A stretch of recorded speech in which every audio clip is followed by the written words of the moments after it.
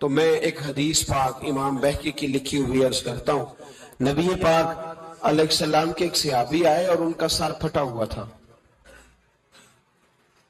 خون بہ رہا تھا. سرکار نے فرمایا کیا ہوا؟ عرض کی حضور ایک عورت جا رہی تھی، میری نظر پڑی، ابھی نظر پڑی ہے کہ میرے آگے ستون آ گیا تو میرے سر پہ لگ گیا ہے.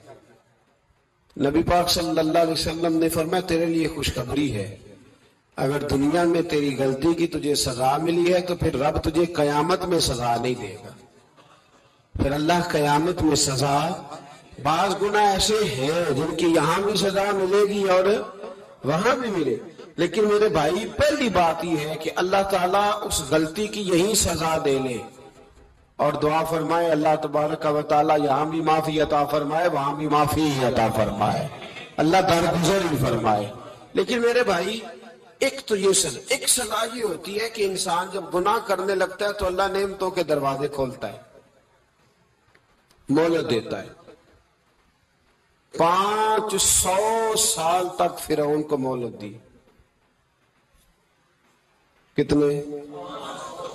یہاں جو 5 سال حکومت کر لیتا ہے وہ کہتا ہے سب سے قابل میں ہی ہوں، مجھے مہلت جو ملی ہوئی ہے. 500 سال مہلت دی اللہ تعالیٰ نے. اور فرعون کی قوم پر پتہ آپ کس طرح کیا ہے؟ ٹڈیاں مسلط کر دی اللہ نے.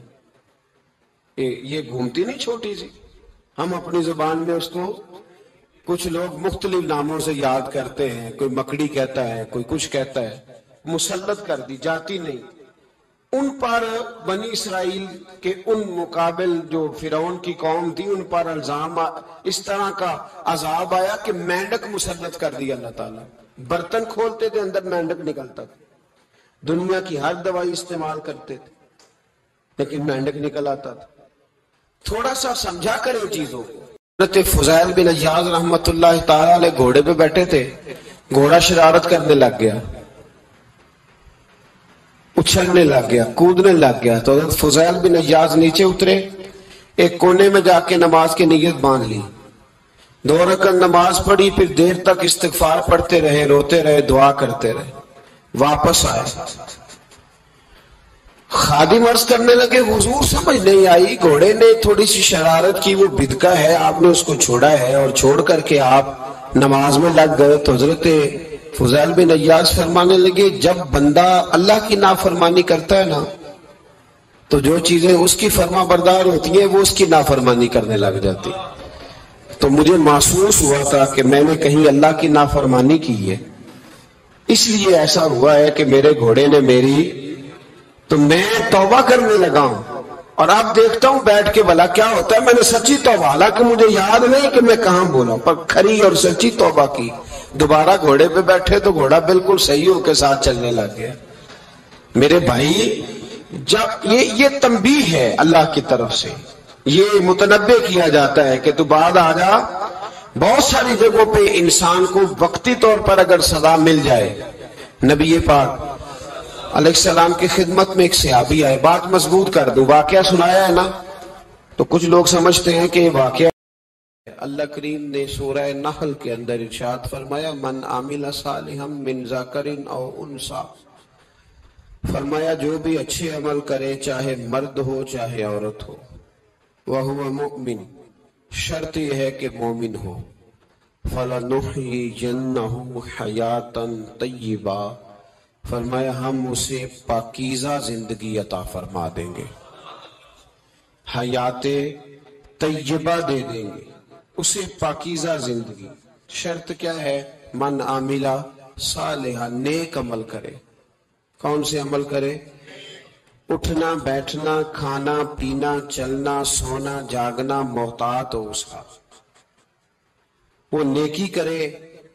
قرآن پاک کے لفظوں کے حسن پر غور فرمائیے گا. فرمایا فَلَنُحْيِيَنَّهُ حَيَاةً طَيِّبَةً، ہم ضرور اسے پاکیزہ زندگی عطا فرما دیں، صاف ستھری زندگی، معیاری زندگی، خوبصورت شب و روز، آئیڈیل زندگی جس کو لوگ کہیں گے وہ والی زندگی اسے دیں.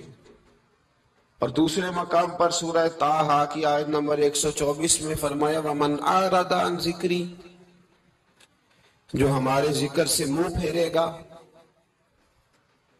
جو ہمارا کھا کے چہرہ کسی اور طرف کرے گا، جو چلے گا ہماری زمین پر لیکن توجہ کسی اور طرف ہوگی، آسمان کی چھت ہماری بنائی ہوئی لیکن اس کے خیالات کہیں اور ہوں گے، فَإِنَّ لَهُ مَعِيشَةً ضَنْكَ، فرمایا ہم اسے تنگ زندگانی عطا کر دیں گے، اس کی زندگی تنگ ہو جائے گی، اس کی معیشت تنگ ہو جائے گی۔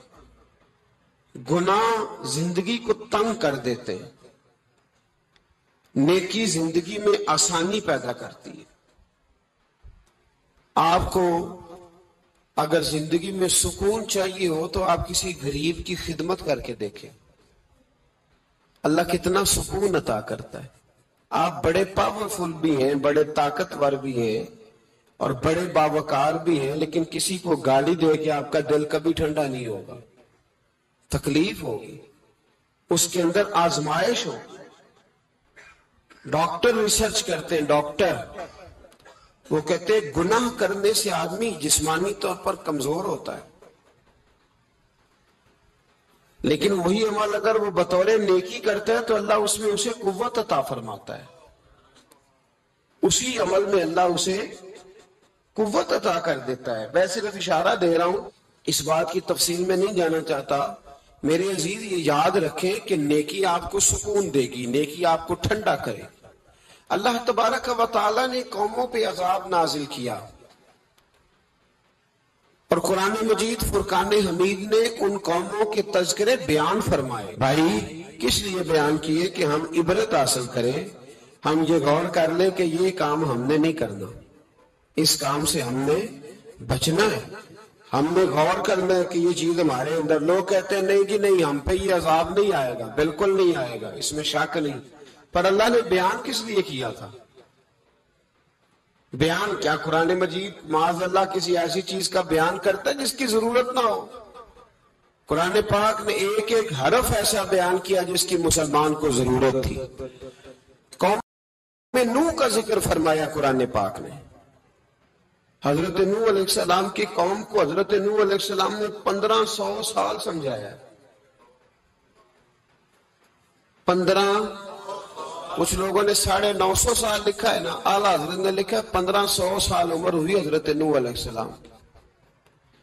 اللہ تعالیٰ بندے کو جلدی سزا نہیں دیتا، بلکہ قرآن مجید میں ایک جگہ رب کریم اس طرح بھی فرماتا ہے کہ جب بندے مجھے بھول جاتے ہیں تو میں ان کے لیے نعمتوں کے دروازے کھول دیتا ہوں۔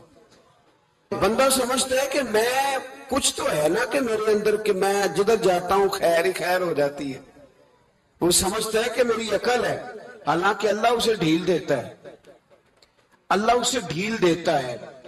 گناہوں کی سزا کے 3 طریقے ہیں۔ ایک ہے متنبع کرنا، تنبیہ کرتا ہے اللہ، بندہ متنبع ہو جاتا ہے، یہ اللہ کا بہت بڑا احسان ہوتا ہے۔